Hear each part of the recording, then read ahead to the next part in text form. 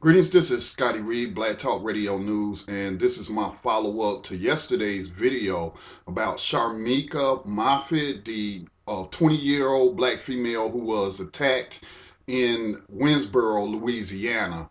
More information has come to light. It has been confirmed that racial slurs and the letters KKK were spray painted on her car. This is a very difficult case as she cannot identify her attackers. She doesn't even know their ethnicity or their race. She doesn't know anything other than, that it was three males and they were wearing white hoodies. All three were wearing white hoodies. Now, a lot of people are upset because, or they're skeptical because the FBI and none of the law enforcement that is involved have labeled this a hate crime. Well, I can kind of understand why it has not been labeled a hate crime, considering the lack of information. Okay, she doesn't even know the identity of the attackers. She doesn't even know their race. Okay, so let's just say hypothetically that she has some enemies, some people that didn't like her or whatnot, and let's just say they were Hispanic or some other race, and they attacked her. Well, perfect way to be able to throw the investigators off is to deface her car with racial epithets and point them towards the KKK.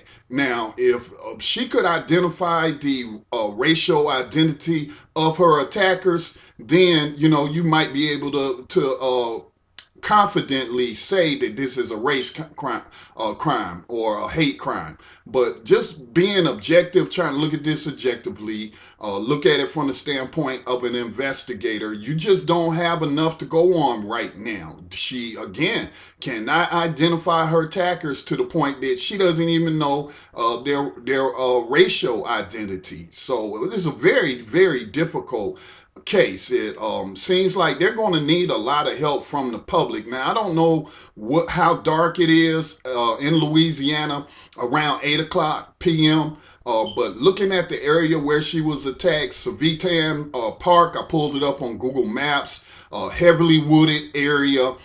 The parking area for the cars is a ways back off of the road. And then, the rest of the track or the walking trail is further obscured by trees. There are a number of businesses. It looks like a strip mall that is across the street. O'Reilly's auto parts store is across the street, but it looks like the back of the buildings, at least for that strip mall, is facing where the park would be. So, I don't know if there's any security cameras on the back of this, what appears to be a strip mall. I don't know if there are security cameras on O'Reilly's Auto Parts that would give you a view of any cars that may have pulled in after Miss Moffitt.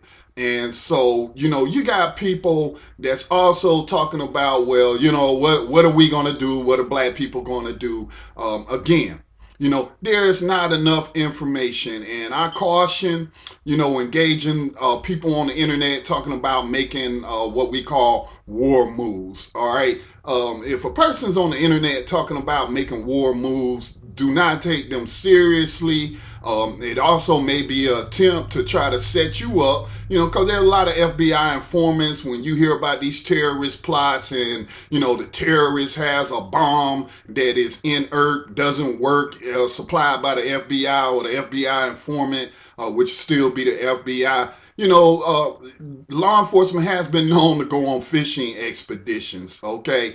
And informants trying to get paid and all this and that will set people up.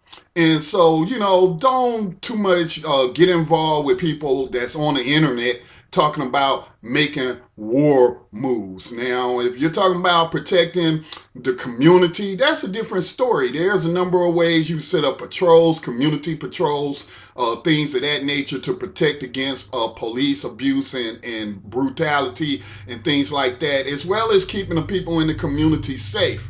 But you have to also question, why this woman went to this secluded area, again, very dark area, wooded area, Why would she go without any sort of protection?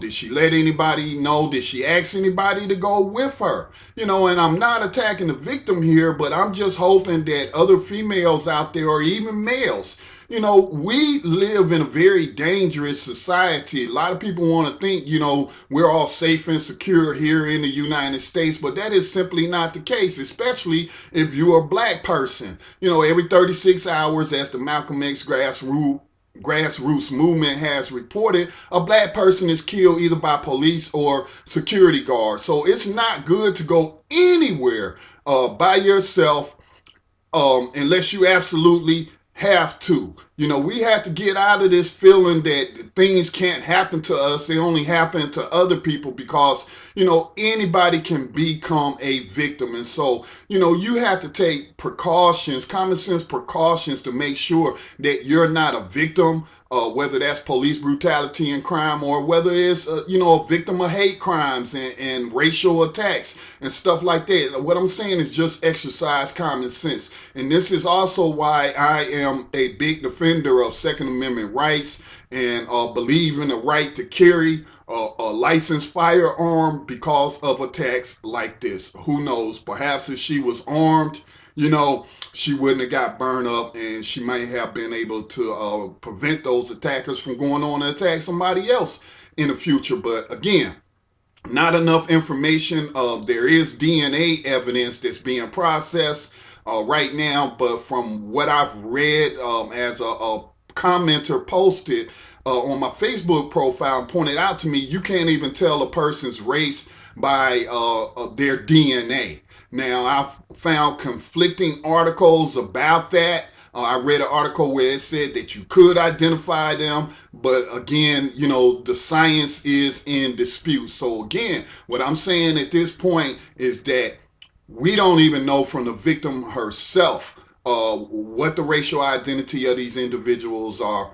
We don't know anything other than she said that they were males. Didn't see their face, didn't see their hands or anything like that, or else you would think she'd be able to identify what their, at least their racial identity is. But absent all that information, all the rest is just speculation. So just let it play out. Let's hope that the police identify the attackers. Again, they're processing DNA evidence. Perhaps, it might be the DNA of one of her attackers who has a criminal record and whose DNA is in a database somewhere. And hopefully, if they can find out who that person is, arrest them, then that might lead them to his accomplices. But again, I'm just waiting on more details. Don't want to rush to judgment, jump the gun, so to speak. But, all we can do is just pray for those that believe in the power of prayer, to pray for this sister's recovery. I understand she may be in a hospital for up to 30 days. I think she's undergoing surgery today. So, all you can do is pray. If the family needs help with her medical bills, I'm sure, or would hope that they would let the public know, because a lot of people is, rallying behind Sharmeka Moffitt. So we hope, that she has a full recovery. All right, this is Scotty Reed. I'm out.